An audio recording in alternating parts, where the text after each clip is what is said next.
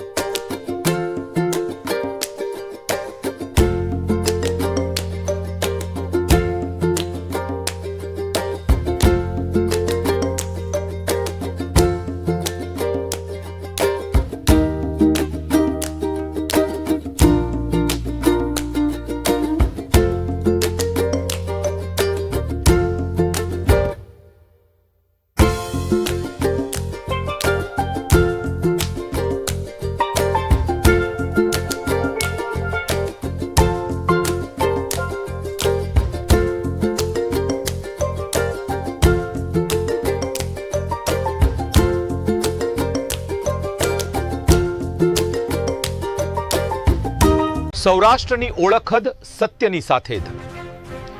સૌરાષ્ટ્રના સંસ્કારો ન્યૂઝ.